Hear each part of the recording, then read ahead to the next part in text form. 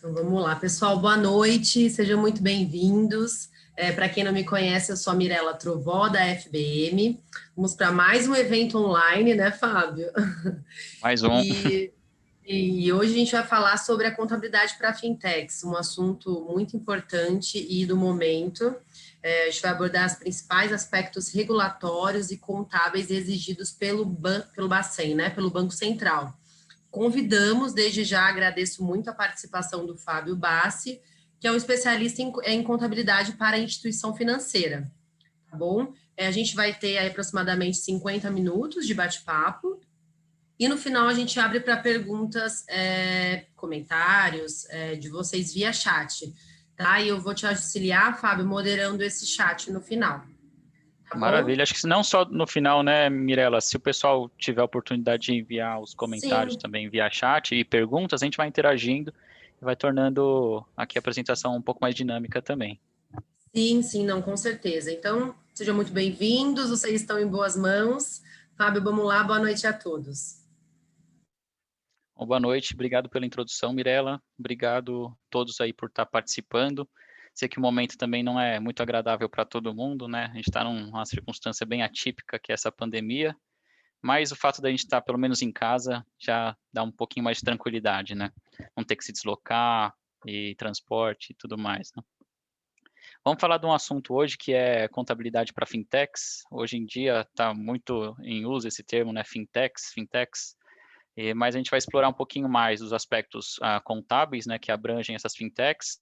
O foco aqui vai ser mais voltado para a contabilidade que o Banco Central exige, mas nem todas as fintechs, né, vão precisar seguir essas normativas. Então, o importante é eu dar uma introdução aqui, a gente conhecer um pouquinho mais as regras do jogo. Então, quem tem interesse em, de repente, trabalhar numa fintech, né, quem tem interesse em abrir uma fintech, de repente, ou simplesmente já trabalha numa fintech e quer conhecer um pouco mais desses aspectos contábeis aí, acho que vai ser um bom overview aqui do que a gente vai conseguir passar. A gente não tem muito tempo, então vou tentar ser um pouco sucinto em alguns pontos, mas na medida em que vocês tiverem dúvidas também, por favor, não deixe de enviar aqui via chat, a Mirella vai me posicionar aqui também, a gente consegue responder e endereçar, tá joia? E outros comentários também, acho que os participantes aqui também podem ter, com certeza, mais conhecimento do que eu, e também gostaria de ouvir as contribuições também, dado que a gente abrange aí um grande público, né? Então, pessoas também que podem contribuir aqui para a gente transmitir esse conhecimento, tá bom? Então, vamos iniciar aqui. O importante é a gente falar brevemente onde que as fintechs estão inseridas, né? Então, qual que é o contexto aqui em que fintechs, que talvez a maioria das pessoas já devem ter ouvido falar e se popularizou muito mais esse termo nos últimos anos, né? Vamos chamar assim de 2010 para cá, né? Em que novas empresas têm entrado no mercado, fornecendo aí serviços que são, digamos assim, fora do padrão, ou que são disruptivos, né? Então, o próprio nome diz, né? Fintech deriva de Financial Technology. Então, se a gente simplesmente pegar esse termo e aplicar ou verificar de onde que ele surgiu, se a gente for extrapolar um pouco mais ou voltar um pouco mais no passado, acho que a tecnologia que está sendo utilizada para movimentar ou proporcionar transações financeiras, desde a primeira comunicação, isso remonta, acreditem, desde antes de 1900, que foi quando foi instalado um cabo transatlântico entre Londres e Nova York para envio de informações, principalmente aí sobre, era, claro, muito, né, primordial, mas depois evoluiu. Mas esse é tido como um movimento de fintech 1.0, se assim podemos dizer, né? E, passados anos, as instituições financeiras têm crescido cada vez mais, tomando uma escala global, e hoje em dia a gente tem se deparado, né, com essa mudança, né, uma quebra de paradigmas, e que tem desafiado aí também grandes bancos a fornecerem melhor experiência para os seus clientes, né, e fornecerem produtos mais ágeis, tudo isso fundado ali, né, com alguma interação tecnológica. Então, internet e smartphones e todas as outras tecnologias que a gente tem, né, vivenciado, acabam contribuindo para todo esse cenário. E a gente está, então, num momento, né, em que a gente tem uma participação gigantesca de grandes bancos que dominam o mercado financeiro, mas que tem aparecido também os chamados Challenger Banks, né, que seria os bancos com plataformas 100% digitais, ou os bancos digitais. Então, algumas fintechs podem ser aí consideradas esses Challenger Banks, e além, é um novo movimento que tem surgido também, que são as Big Techs.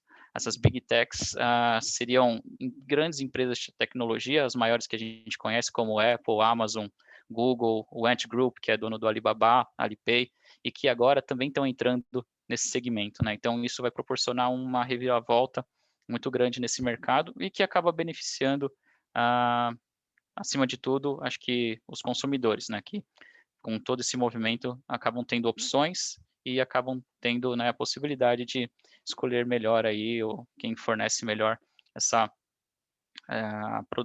o fornecimento desses serviços.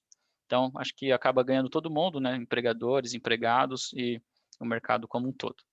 E por trás disso, né, a gente precisa ter a regulação para garantir que todas as transações ocorram dentro dos conformes, principalmente quando se tratam de novas tecnologias, ainda que a regulação corre atrás para regular, digamos assim, como o caso das criptomoedas. Então, a gente vai abordar um pouquinho mais desses aspectos. E, primeiro, né, situar e colocar todo mundo na mesma página de como são as regras do jogo aqui.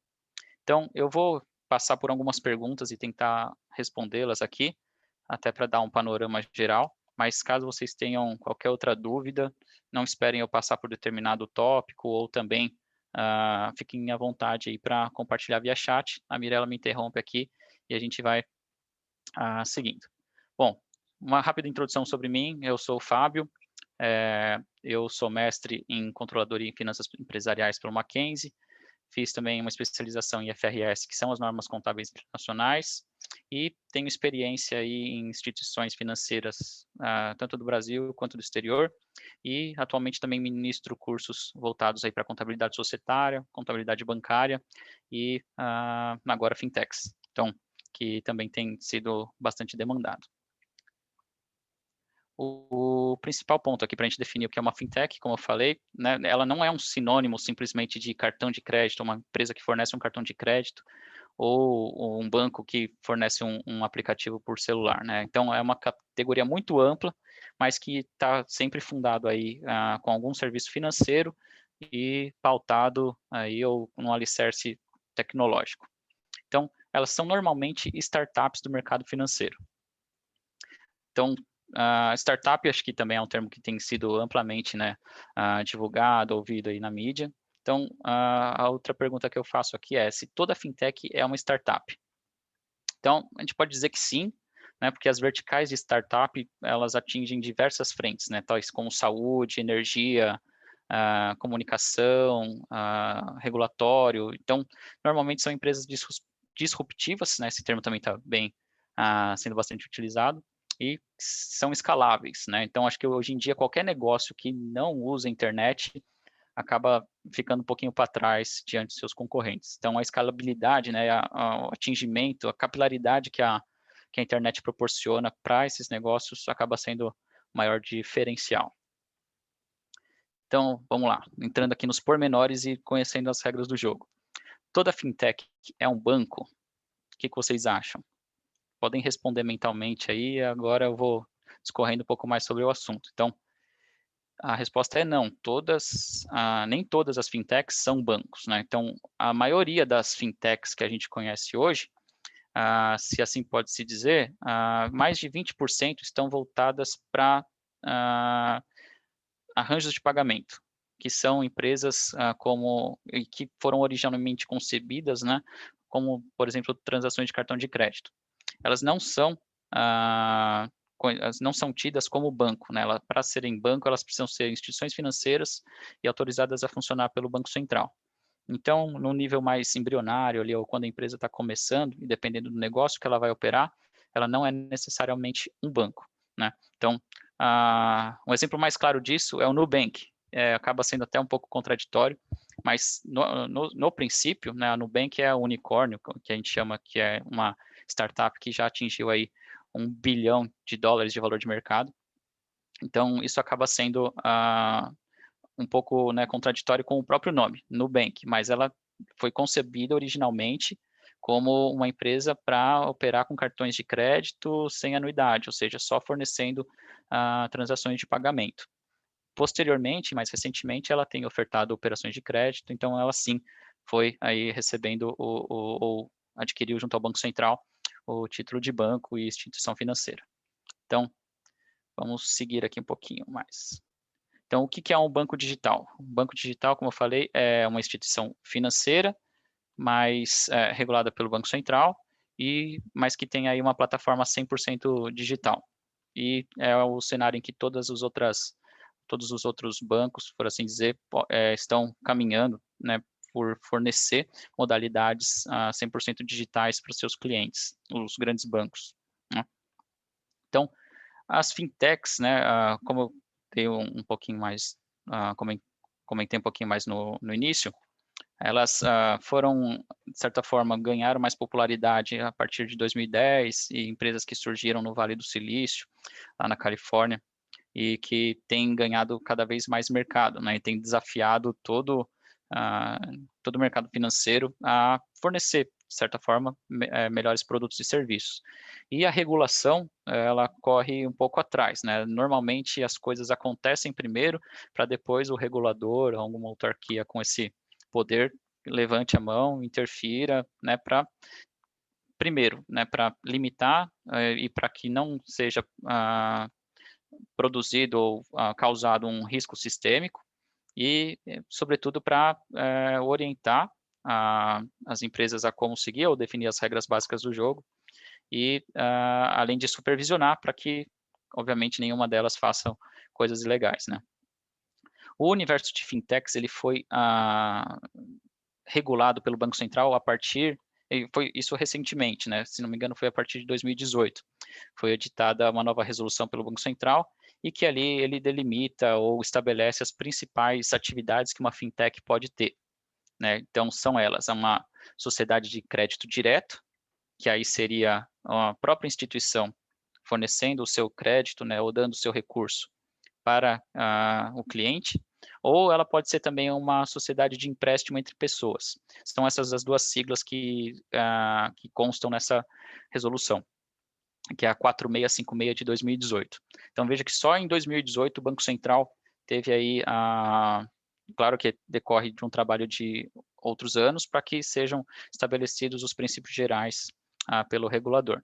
Então, sendo as fintechs podendo ser sociedades de crédito direto ou sociedade de empréstimo entre pessoas. Então, vou decorrer um pouquinho mais sobre cada uma delas aqui.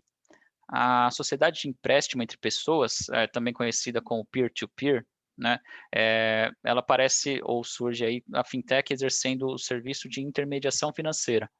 Então, seria equivalente a uma fintech a pegar, de repente, um recurso de alguém que está querendo investir, ou seja, tem uma sobra de dinheiro, ou um agente superavitário, como é conhecido no mercado financeiro, e transferir esse dinheiro para um agente deficitário, ou seja, aquela pessoa que precisa de um empréstimo e que necessita de um recurso. Nessa modalidade, então, de empréstimos entre pessoas, perceba que a instituição, a fintech, ela não vai ter o risco de crédito. O risco de crédito acaba ficando com a pessoa que está emprestando.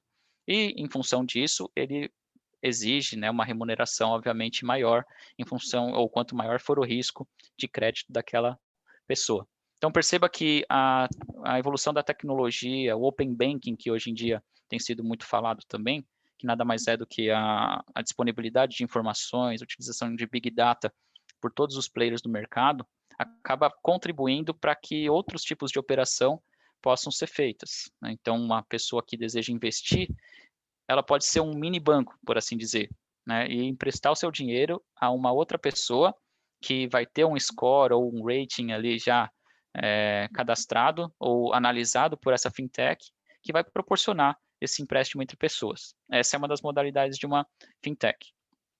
Ela também pode operar numa modalidade de sociedade de crédito, perdão, uma sociedade de crédito direto, que é a SCD. Então, a própria instituição, a fintech, realizando por meio de uma plataforma eletrônica, obviamente, e com seus próprios recursos, esses empréstimos, esses valores. Então, nessa modalidade, o risco, né, ela acaba sendo assumido pela própria fintech ou pela instituição ali que está por trás. Então, como falei, no Brasil as fintechs são regulamentadas desde 2018 por meio do Conselho Monetário Nacional, e é o Conselho Monetário Nacional que estabelece as principais regras contábeis e delega também para que o Banco Central emita as normas específicas ou, em alguns casos, as normas que regem determinadas operações. Então, isso vai desde as normas contábeis, quanto outras normas, como questão de capital, que regula, tem as regulações prudenciais, que eu vou falar um pouquinho mais adiante, e que acabam sendo pautadas aí dentro de tudo que o Banco Central determina, mas antes, lembrando que o Conselho Monetário Nacional é quem define ou delega o poder para que o Banco Central intervenha e regule as operações num nível um pouco mais específico. Então, vamos lá. Uma instituição de pagamento é uma instituição financeira? É bom desmistificar alguns termos aqui, né, que às vezes podem gerar confusão, mas um pouco mais em linha com o que eu tinha falado, uma instituição de pagamento não é necessariamente uma instituição financeira, né? Ou, a princípio, ela não é uma instituição financeira, porque ela só fornece um arranjo de pagamento. Porém, né, o Banco Central também tem orientado e normatizado os exercícios e as atividades de uma instituição de pagamento. Então, sempre que a gente vê o Banco Central, a gente tem que analisar as normas que são aplicáveis a instituições de pagamento e as normas contábeis que são aplicáveis aí a instituições financeiras, os bancos múltiplos nesse caso. Então, uma instituição de pagamento, só para desmistificar aqui, né, que dado que uma fintech pode ser e normalmente é uma instituição de pagamento, isso eu tenho dados de relatórios, né, que são amplamente divulgados hoje em dia por consultorias e esforços mundiais, né, que hoje já cria-se um holofote um pouco mais elevado aí por essas instituições. Então, no Brasil, se não me engano, 21 ou 22% das fintechs são instituições de pagamento. Então, elas fornecem esse tipo de arranjo de pagamento. E o Banco Central acaba sendo o responsável por, a partir de certo ponto, emitir regulações que devem ser observadas por essas instituições de pagamento. Recentemente teve, né, um desses workshops, e temos o curso também na FBM, exclusivo para contabilidade de instituições de pagamento. Então, enquanto ela não atinge determinado volume financeiro, ou quantidade de transações que são operadas, ela não necessita de autorização do Banco Central. E por que o Banco Central não regula todas, né? Porque simplesmente por entender que não existe um risco sistêmico ou que ela não oferece um risco maior ao sistema de pagamentos brasileiro, que é o famoso SPB. Então, até que essas empresas não transacionem volumes superiores a 500 milhões de reais por ano, ou que não tenham transações superiores a 25 milhões, em termos de quantidade, né, 25 milhões de transações por ano, elas não necessitam autorização do Banco Central.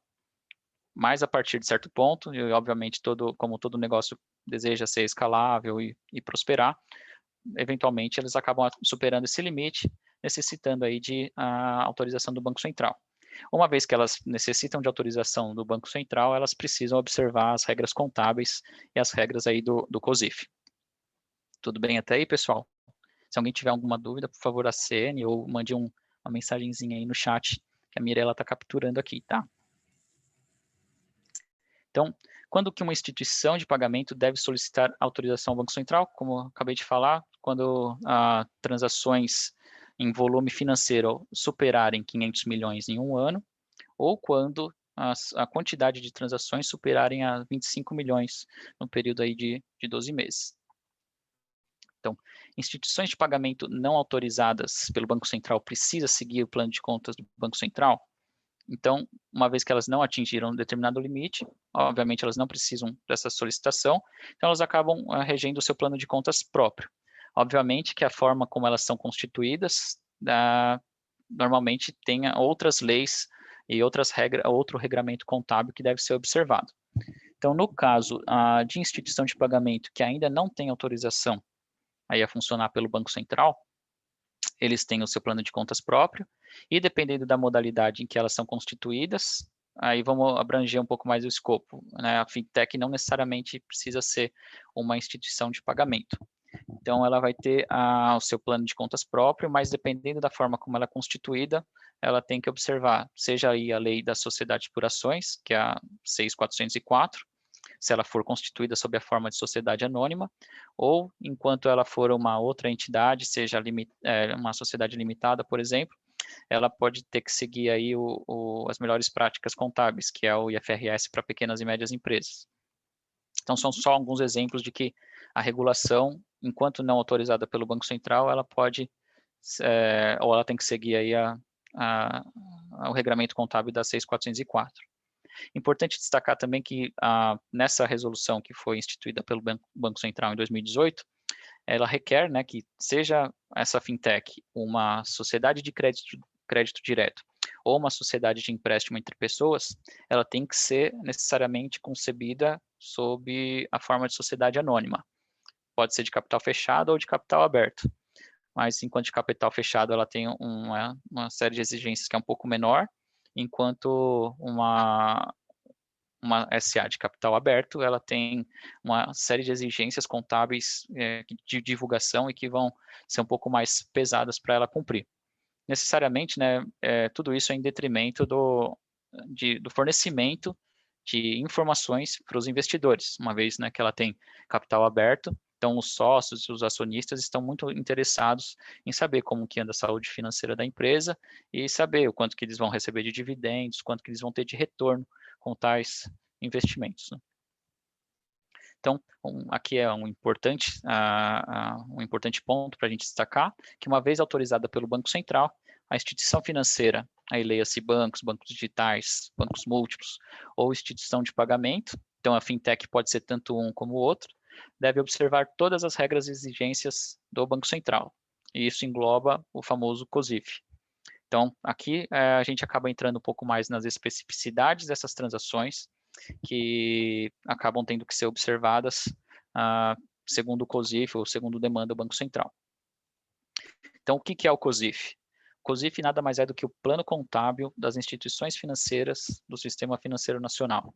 Então, o Banco Central, ele elenca em 4 capítulos, né, tanto as suas normas básicas, que vão reger todos os princípios de convenções contábeis aplicáveis a essas empresas, que devem seguir essas orientações, e também o plano de contas, que nada mais é do que as contas em que contas contábeis que devem ser observadas até certo nível, ou a abertura mínima, para que as empresas reportem os seus números tanto para o Banco Central quanto para o mercado. E isso acaba envolvendo uma série de outras divulgações, uma série de outras especificidades que aí vão ser competentes, né, ou vão variar de acordo com a natureza de cada transação. Então, a gente vai entrar um pouquinho mais no detalhe aí das principais transações que podem ser realizadas por fintechs e como que elas devem ser contabilizadas. Pessoal, se vocês tiverem qualquer dúvida, por favor, me interrompam. Acho que já estou falando aqui há quase meia hora. Só um minutinho para dar um golinho na água. Fábio, a gente tem uma pergunta aqui da Ana. Ela fala, apesar da não obrigatoriedade do uso do COSIF por uma IP não autorizada, você acredita que uma IP nessa situação pode utilizar voluntariamente o COSIF? O que você tem visto no mercado? Sem dúvida. Ótima pergunta, Ana, e obrigado pela participação aí. Então, sim, seria, digamos assim, toda instituição de pagamento ou fintech que deseja, né, crescer, acho que eventualmente ela deve atingir um limite e ela pode utilizar o COSIF de forma antecipada, sem nenhum problema, e inclusive isso vai facilitar, né, para que ela, quando atingir os determinados limites e seja autorizada aí pelo Banco Central, seja ela, né, atingindo o limite ali de transações ou ela querendo ampliar seus negócios e se tornar um banco, ela necessariamente já vai estar mais pronta e melhor preparada para, em termos de regulação e aderência ao que o Banco Central exige. O que eu tenho visto no mercado, eu acabo tendo uma atuação um pouco mais específica em grandes bancos, mas pela experiência de outros colegas também, Já vi casos de empresas que adotam antecipadamente o plano contábil do Banco Central, até antecipando, né, de forma a já estar melhor preparadas ao atingir determinado limite. E quando passar, obviamente, a ser autorizada a funcionar pelo Banco Central. Mas obrigado, Ana, pela participação.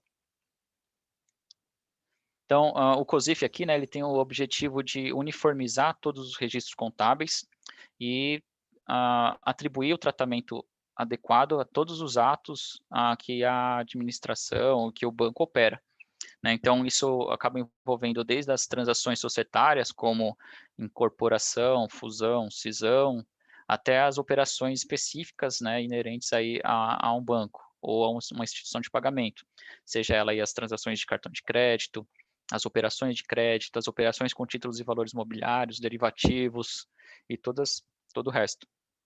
Então, a gente vai entrar um pouquinho mais no detalhe de cada um aqui, mas sem se aprofundar muito em benefício do tempo. Mas caso vocês tenham qualquer dúvida, também eu vou ficar bastante feliz em tentar responder aí. Então, além disso, né, o COSIF, além das normas e das regras, né, ele também está fundado, né, muito nos princípios e convenções contábeis que já são amplamente utilizadas no mercado em geral, né? Então, o que acontece aqui é que o Banco Central ele tem esses pilares da contabilidade societária, mas também ele regra ou determina tratamentos específicos para algumas transações, como é o caso, acho que o caso mais emblemático também seria a amortização de ágio, né? Então, o ágio, ele, para quem está um pouco mais inteirado aí dessas transações, ela não é o ágio, ele não é amortizado para fins contábeis internacionais ou IFRS ou na legislação societária, mas especificamente para instituições financeiras reguladas pelo Banco Central, o ágio ele é amortizado. Então, isso e todas as outras diferenças acabam sendo tratadas aqui no COSIF. Vamos seguir um pouquinho mais. Então, toda fintech deve observar a COSIF. É bom a gente distinguir isso, né? Então, enquanto não autorizado pelo Banco Central, ela não deve seguir o COSIF, embora, como a Ana bem comentou, ela pode adotar voluntariamente, até visando uma possível aí, solicitação ao Banco Central no futuro. E aí ela já está melhor preparada. As normas contábeis para bancos e instituições de pagamento são as mesmas? E o que vocês acham? Tentem pensar aí um pouquinho antes de responder aqui. Que eu também estou pensando. Viu? Assim, basicamente, até certo ponto a gente pode dizer que sim, são as mesmas. Mas depois, existem normas e regras específicas que o Banco Central determina para instituições de pagamento. Então, a gente tem sempre que observar primeiro as normas específicas e caso algo ali não esteja descrito, aí você parte para o regramento mais abrangente do próprio Banco Central. Então, para instituições de pagamento, os principais pontos têm sido endereçados através da circular 3833. Também foi emitida recentemente, se não me engano, em 2017. E a partir daí também o Banco Central tem soltado suas resoluções, que são as normas principais, e as suas circulares, que são normas específicas, orientações específicas, de forma segregada, né? Então, quando abranger instituições financeiras autorizadas a funcionar pelo Bacen, ou seja elas ali voltadas para instituições de pagamento. Tem ainda as operações ou as empresas de consórcio, que também seguem aí o rito do Banco Central, mas que possuem regras específicas. Então, as instituições de pagamento, elas têm um regramento específico, mas basicamente acabam sendo até certo ponto, né, observado o COSIF. Então, por falar em regulação, né, só para deixar claro que houve também uma mudança no regulamento aqui do Banco Central, em que antes havia somente a forma da resolução, e num nível mais detalhado seriam as circulares, e depois as cartas circulares, que estabeleciam ou alteravam o plano de contas, que é o COSIF, ou seja, toda a relação de contas. Isso mudou a partir de julho de 2020, então o Banco Central também fez algumas alterações, e em benefício do tempo a gente pode entrar um pouquinho mais no detalhe no curso específico, mas eu vou seguir um pouquinho mais adiante aqui, tá?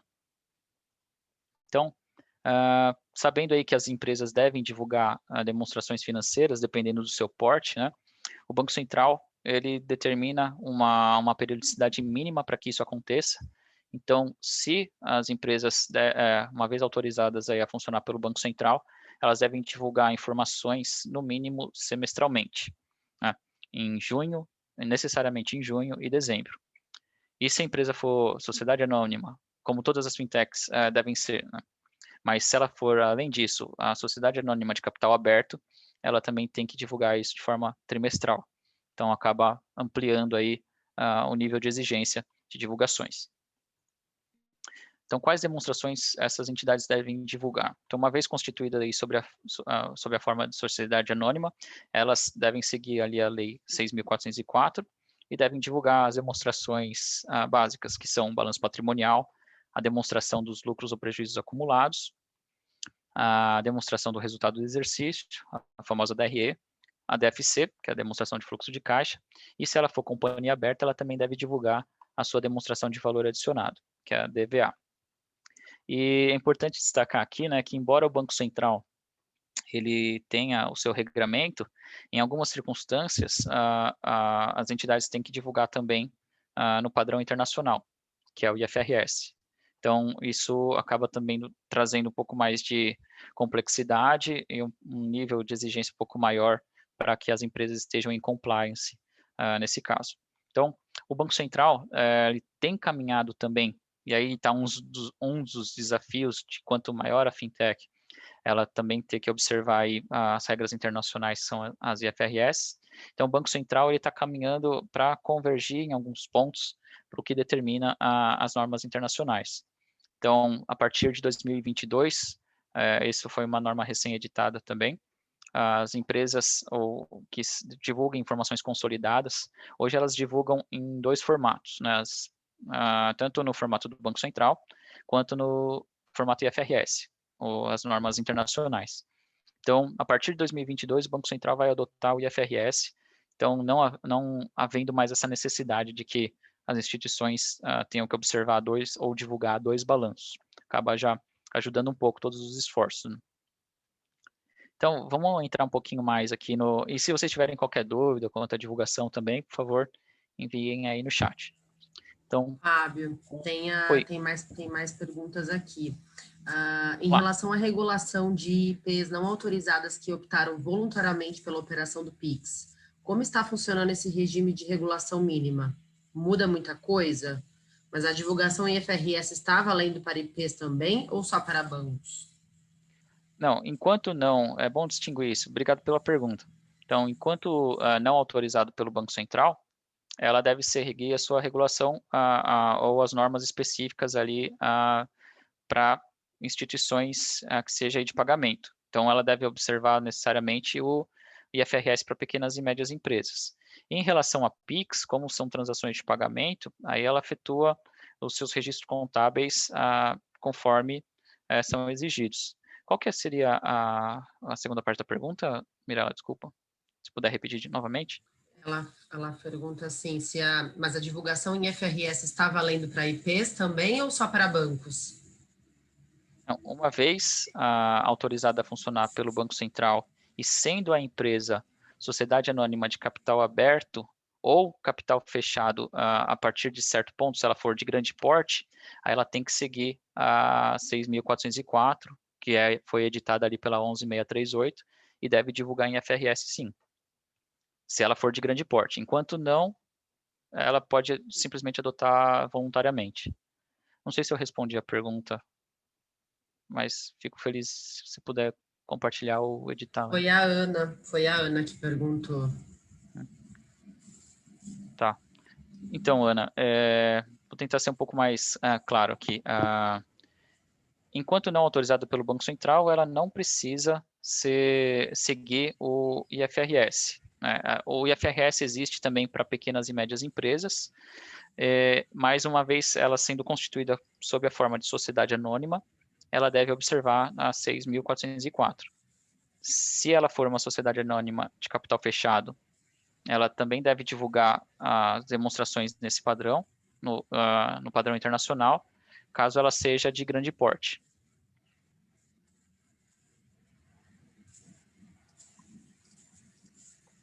Tem mais alguma pergunta, Mirela?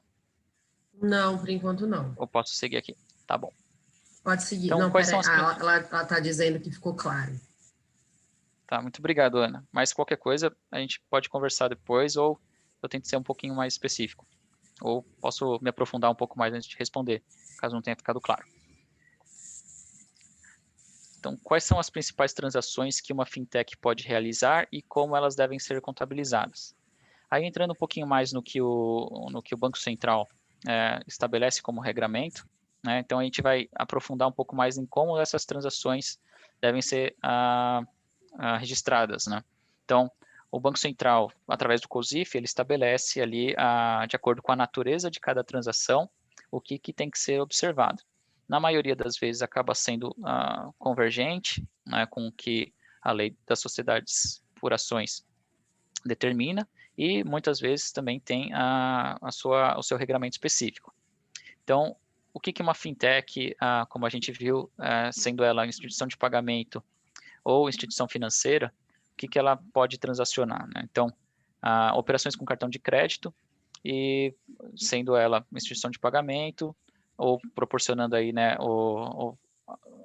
fornecendo o serviço de arranjo de pagamento, ou ela pode ser também um banco múltiplo, e nessa modalidade de instituição financeira, ela deve observar aí o regramento do COSIF. Então, o principal, o que um banco faz, na verdade, é empréstimo, né? Então, empréstimos dos seus recursos próprios, é interessante dizer isso, e financiar também, né? Então, a primeira coisa que o COSIF distingue, né, seria a modalidade de empréstimos e de financiamentos.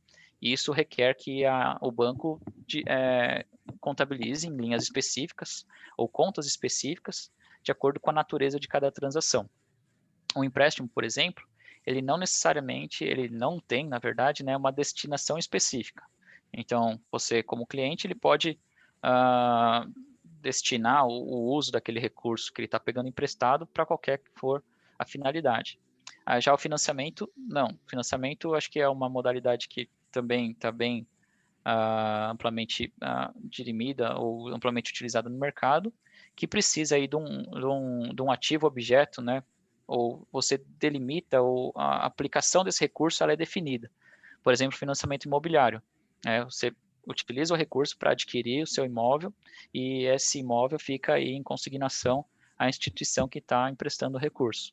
Ou seja, se de alguma forma você não pagar o seu financiamento, obviamente o banco vai reter ou vai reaver esse imóvel como garantia. Então, essas operações de crédito, elas são regradas pelo Banco Central através da Resolução 2682 de 2001, e ela exige também que as instituições financeiras tenham, né, ou atribuam níveis de risco para cada uma dessas operações, seja ela aí operação de crédito, sendo operação de crédito o empréstimo ou o financiamento. Então, o Banco Central estabelece ali os ratings, que seriam os níveis de risco dessas contrapartes, né, ou desses clientes, e ele estabelece isso de uma forma um pouco simples, mas que a análise desse rating envolve uma série de outros fatores, né? Mas, de certa forma, o rating é estabelecido no nível de atraso em que o cliente pode ter. Então, se ele atrasa o pagamento de uma parcela em 30 dias, ele vai ter determinado rating. Se ele atrasa mais de 90 dias, por exemplo, ele vai ter um outro rating. E na medida em que esses ratings deterioram, ou seja, ele vai escalando nesses níveis, o banco ou a instituição financeira ela é exigida a provisionar, fazer uma provisão, deixar reservado um montante para eventuais perdas, ou seja, caso esse cliente não venha a honrar com seus compromissos. Então, contabilmente, a instituição deve ter controles necessários para fazer todos esses registros, e não só isso, mas também reportar todos esses registros ao Banco Central.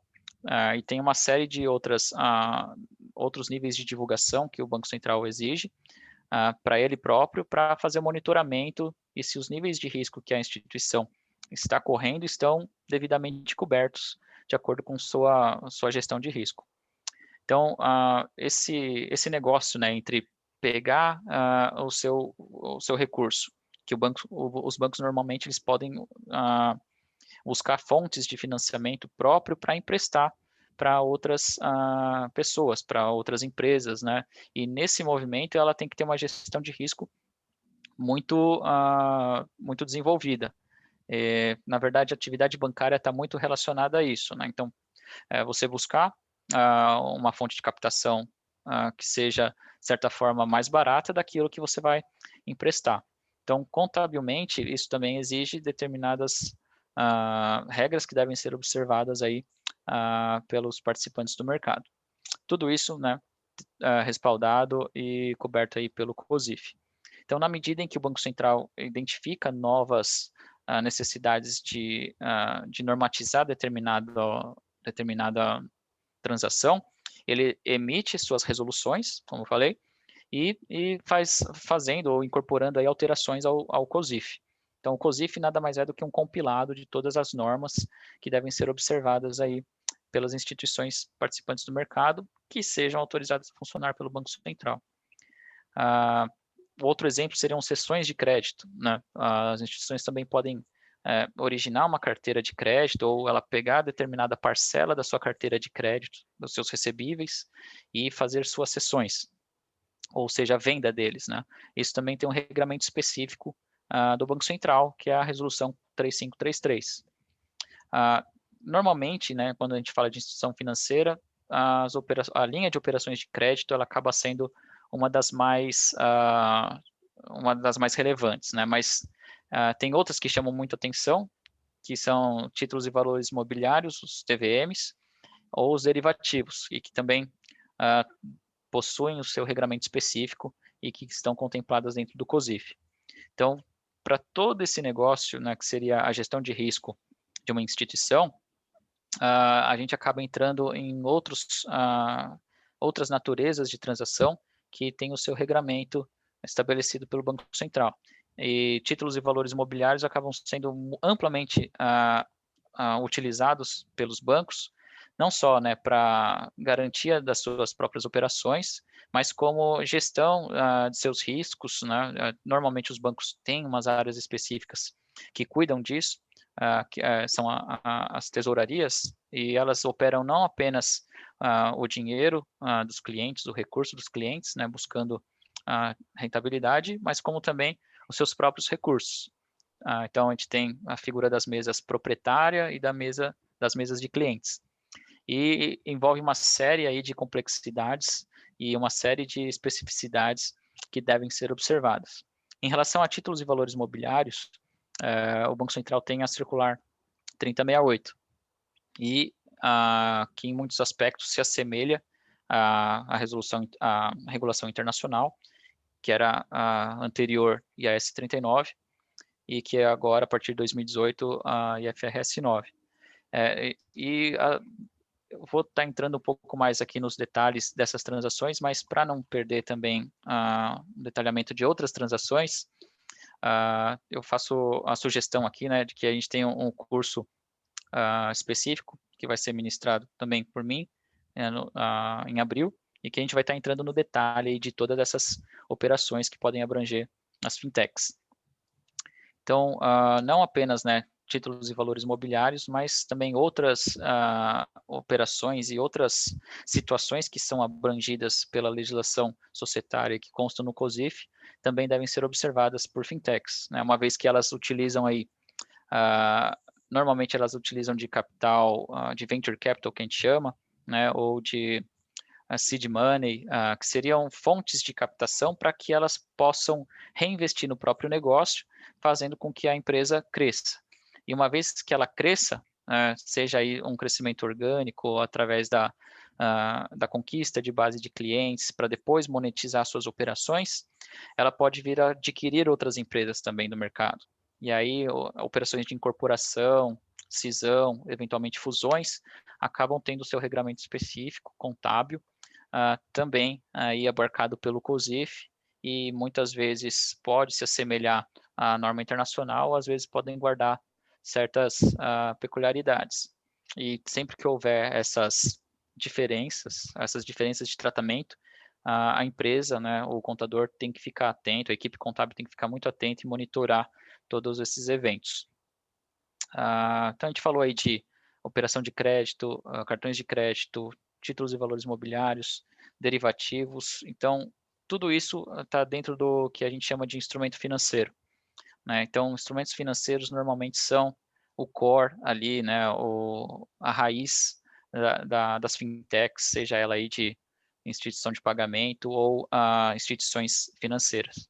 Então, uma vez operando com instrumentos financeiros, a gente tem uma série de complexidades que tem que ser observadas e uma série de transações que, por ainda não estarem amplamente difundidas entre os participantes do mercado, podem exigir certos desafios. Então, a gente está falando aí não apenas, né, dos derivativos para utilização ou para proteção das suas carteiras, seja aí na forma econômica, ou da utilização de derivativos com regras contábeis específicas, né, que são a chamada contabilidade de hedge, o hedge accounting.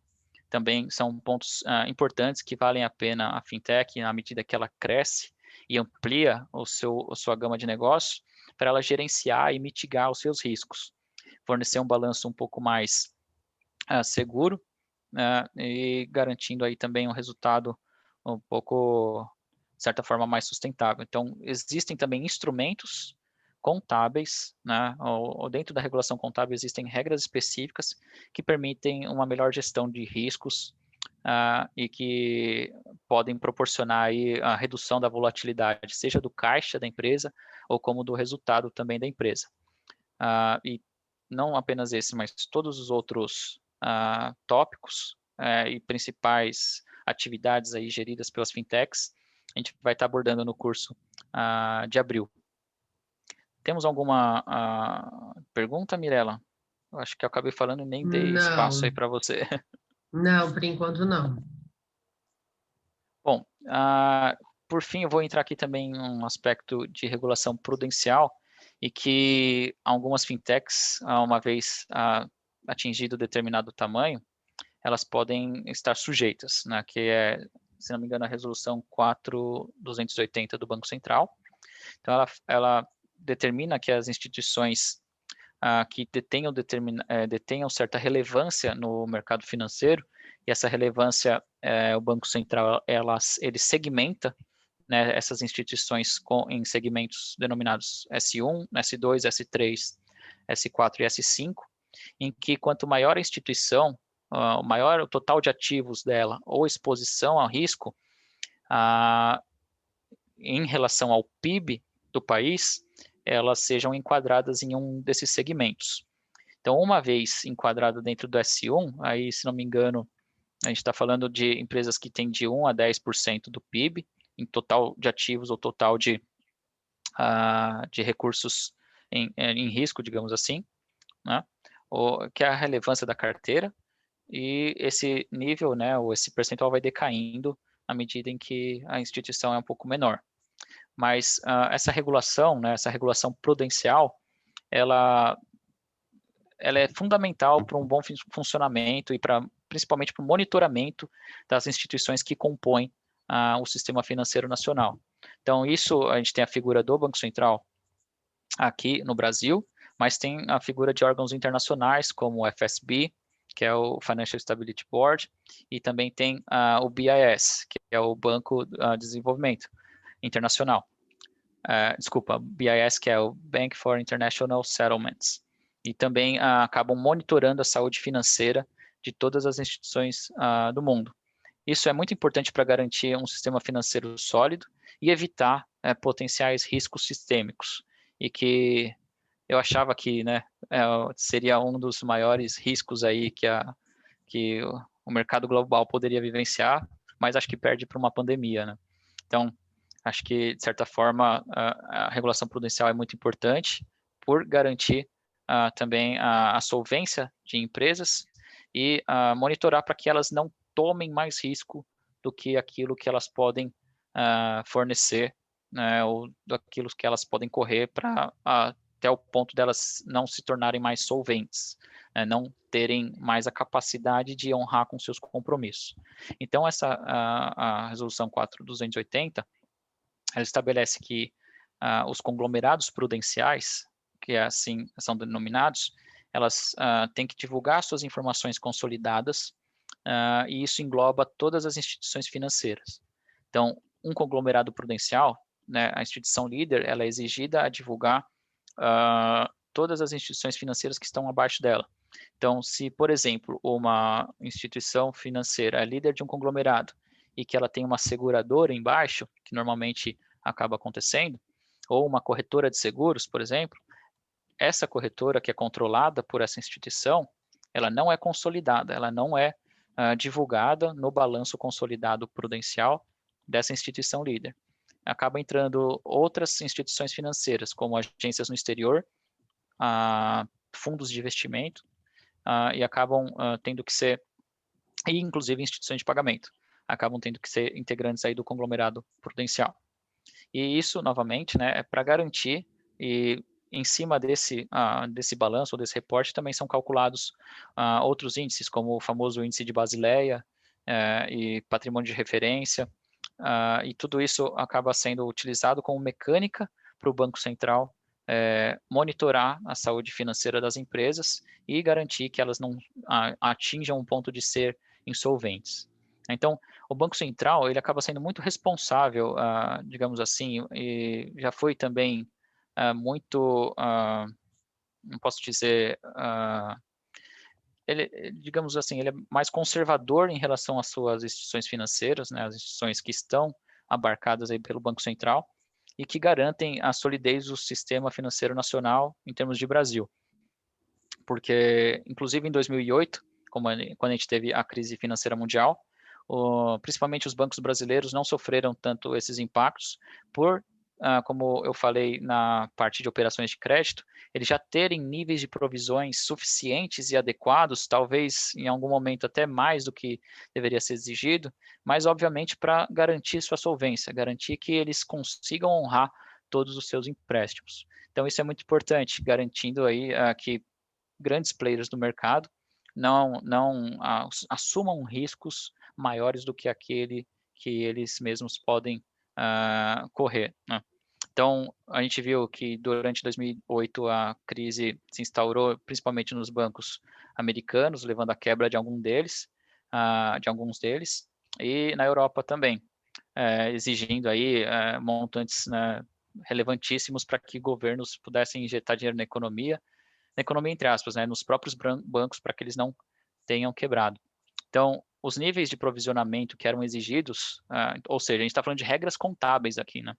A regra contábil que antes predominava nessas regiões, Europa e Estados Unidos, ela exigiam provisões, ou que fossem reconhecidas provisões antes de ou somente quando um evento de perda ou quando uma operação de crédito ali ou um devedor estivesse muito deteriorado, ou seja, era o chamado too little, too late, né? Então, era pouca provisão e já era muito tarde para que fosse, de fato, sensibilizado no balanço dos bancos esses números. Ou seja, uma vez que aquele cliente não tinha mais a condição de pagar a sua obrigação, ele não tinha mais como honrar com suas próprias obrigações, porque aquele cliente, de fato, já não ia pagar. E isso levou também ao G20, né? E dentre uma dessas exigências do G20, que é o conglomerado que abarca aí as 20 principais economias do mundo, a alterar a norma contábil que regrava sobre esse aspecto, o que determinava que as empresas, os bancos, estabelecessem níveis de provisões adequados de acordo com as suas operações. Então, esse e outros aspectos a gente vai abordar com mais profundidade no curso e vamos, inclusive, abranger também as operações de empresas menores e que estão mais incipientes, mas que, de qualquer forma, uma vez atingido aí o padrão, uma vez atingido o nível em que é exigido a aprovação do Banco Central, elas devem observar todas essas normas contábeis. Legal, Fábio. A gente tem uma pergunta aqui da Ana. Ela diz o seguinte: uma instituição de pagamento também poderia ser uma instituição líder de um conglomerado financeiro, se ela for dona de outra IP ou uma empresa de adquirência, por exemplo? E, neste caso, ela estaria sujeita a toda a regulação prudencial? Uma ótima pergunta, Ana. Eu teria que consultar para não falar besteira para você. Eu peço desculpas por não poder responder isso agora, mas fico com esse compromisso aí de te dar um retorno. Porque eu não me recordo se na regulação prudencial, e nesse cenário que você está me dizendo, a gente só está falando de instituição de pagamento, né? E eu não me recordo, sinceramente, de que a 4280 exija que, nesse cenário, ela tenha que divulgar aí ou seguir a regulação do Banco Central. Pelo menos para a divulgação das demonstrações prudenciais, né? Agora, dependendo do seu volume, uma vez atingido o volume, isso é importante frisar, né? Se ela tiver aí mais de 25 milhões de transações no ano, ou 500 milhões de reais em volume financeiro transacionados durante um ano, ela tem que ter autorização do Banco Central, ela tem que ir solicitar autorização do Banco Central, e uma vez autorizada, ela deve observar todo o regramento do Banco Central. A gente tem o contato da Ana, a gente fica nessa incumbência de posicioná-la depois. Combinado. Bom, eu acho que aqui eu consegui passar dentro do tempo para todo mundo, mas eu gostaria também de convidá-los, né? E acho que a Mirella vai falar um pouquinho mais sobre o curso que a gente deve fornecer aí durante o mês de abril. Sim, a gente tem o Fábio é o professor, né? A gente vai entrar com muito mais profundidade nos temas. Fábio, se você puder passar um slide, por gentileza, só para eu frisar aqui as datas, ele vai acontecer ao vivo, via Zoom, né? Nessa ferramenta. As aulas do curso também vão ser gravadas, a gente vai disponibilizar por 30 dias para os participantes, tá? E vocês que assistiram esse workshop, a gente disponibilizou um desconto de 20% utilizando esse cupom. Então, você acessa nosso site, o curso do Fábio está lá, com todas as informações, ou se também tiver dúvida, a gente tem nossos canais de atendimento, por e-mail ou por WhatsApp também. Eu vou deixar aqui o link onde vocês acessam o curso diretamente do Fábio. Tá? Você quer falar um pouquinho, Fábio, assim, o que a gente vai abordar no curso, assim, o conteúdo, os diferenciais?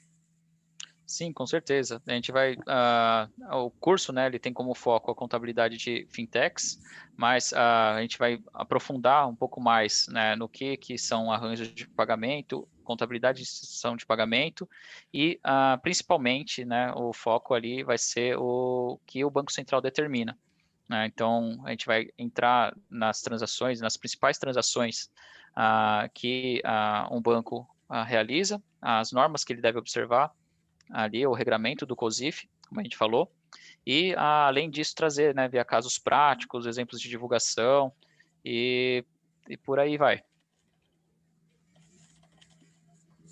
Legal, pessoal. Então, acho que é isso, né, Fábio? Acho que a gente conseguiu abordar todos os pontos. Esse workshop não há muito tempo, mas deu para ter uma ideia, né, do assunto e também do conteúdo do curso. Pessoal, vocês têm alguma dúvida? Vocês querem comentar alguma coisa? Pessoal, fico à disposição, né, agora ou depois também, para tirar eventuais dúvidas, caso tenha ficado ou algum ponto não tenha sido esclarecido aqui, mas faço o convite para vocês, estou à disposição. Obrigado de novo, novamente aí, pela participação de todos e obrigado. Fábio, muito obrigada pela participação. A gente vai disponibilizar essa gravação, tá, para vocês. Então, vocês devem receber um e-mail amanhã com agradecimento e o link para vocês quiserem assistir novamente. Tá, joia? Muito obrigada. Uma boa noite a todos. Obrigada, Fábio. Boa noite. Obrigado, Mirella. Obrigado a todos. Boa noite. Boa noite. Boa noite. Obrigado, Fábio. Obrigado, pessoal. Boa noite, obrigado. Obrigado.